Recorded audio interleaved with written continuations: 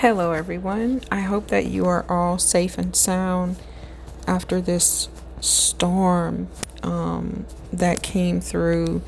I mean, it was so cold.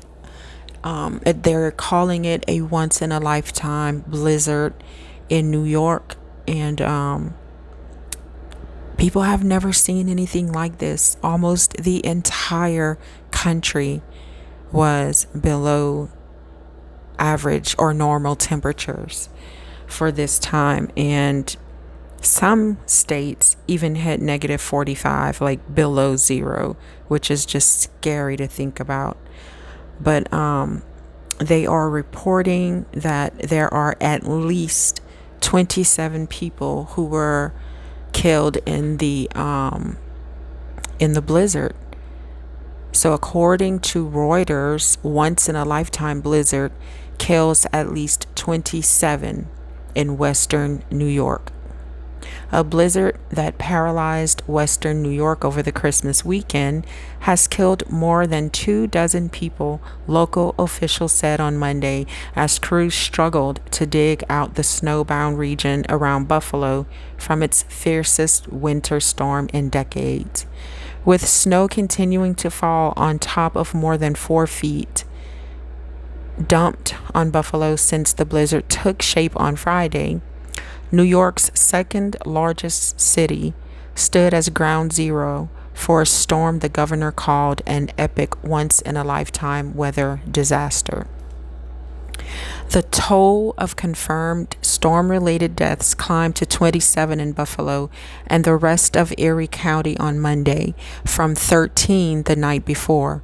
The fatalities included cases of people found in snowbanks and in cars, or who had died from cardiac stress while plowing or blowing snow, County Executive Mark Polanker said. I don't know if I said his name right, you guys. The county issued a shovel smart alert warning that the overexertion from shoveling heavy wet snow can cause back injuries and heart attacks. At least 60 lives have been lost in weather-related incidents nationwide, according to an NBC News tally. From an Arctic deep freeze and sprawling storm front that extended over most of the United States for days as far south as the Mexican border. The larger storm system has wreaked havoc with travel across the country over the holiday weekend, stranding passengers as thousands of flights were canceled. The greater Buffalo region on the edge of Lake Erie near the Canadian border was hardest hit. Nearly 50 inches of snow was measured at Buffalo Airport as of Monday morning, according to the National Weather Service. Although blinding winds that created whiteout conditions for more than 2 days had abated by Monday, snow kept coming down, with accumulations of up to a foot more forecast through Tuesday in areas south of Buffalo and north of Syracuse. Wow. So there's a foot more in the forecast for Buffalo and north of Syracuse.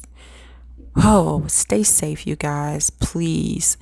I mean, I know lots of people don't have electricity right now, but be smart about what you're doing to keep warm. Get under tons of blankets. Make everyone in the house, you get huddled up, close the door, everyone stay in one room, and put all those blankets on and huddle up together and keep one another warm. And also, if you have a fireplace, I hope you have lots and lots of wood. But guess what? I don't care if I had to break my kitchen table down and my chairs to stay warm and dry.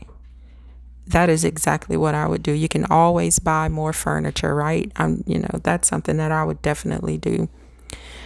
So back to the story. Roadways remained littered with cars, buses, ambulances, tow trucks, and even plows buried beneath towering drifts.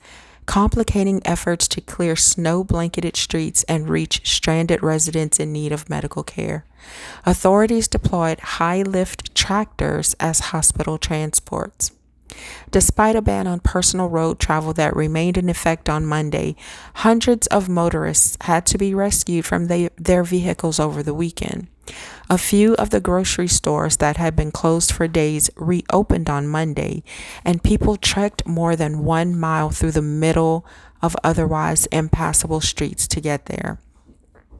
The severity of the storm, notable for a region accustomed to harsh winter weather, grew out of a combination of meteorological, I don't know how to say it, you guys, meteorological factors that supercharged one another.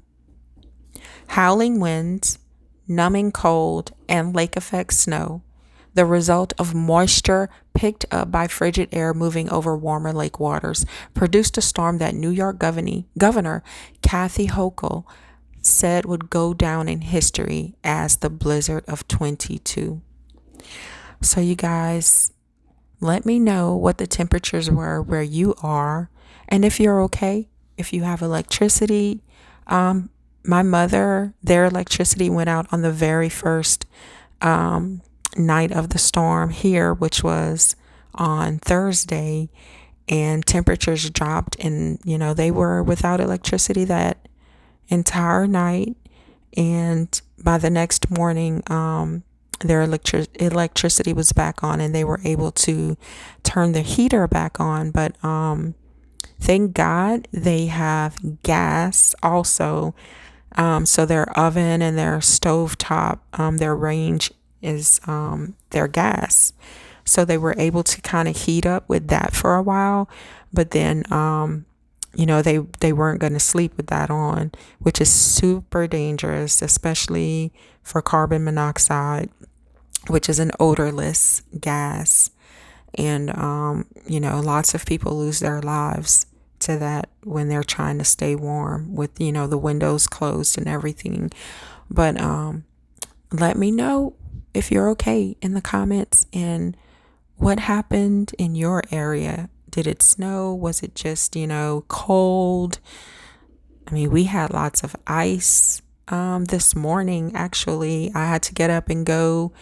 I left my house at like 5:30. I had to stay in the car a while, let it heat up, and let the ice just kind of melt off of my windows, because I was so scared that if I put water to get the ice off, that I'd crack my windshield. So I just sat there for about a good 20 minutes, freezing cold, while the car heated up and the ice slowly faded away. So anyway, let me know how you guys fared through all of this. And, did you have electricity throughout the whole thing? All of the situations that you had to deal with. Let's talk about them in the comments. And even though we don't know the names of the people, the 27 people who lost their lives, we can still keep their families in our prayers and just ask God to wrap them in his arms and comfort them through all of their loss. And let's just keep them in our prayers, you guys, because it's just sad. And when someone dies suddenly, especially this is extremely sad to think about, that someone died because they were so cold that they got stuck in their car and they froze to death. And then there were people who were found like in the snow.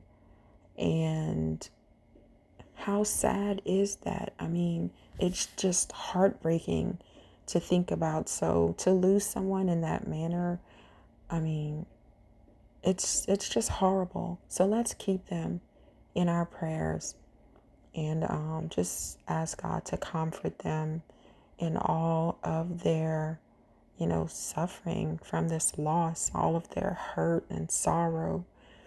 All right, you guys, I'll see you in the comments, and stay safe, stay warm, and stay dry out there, okay?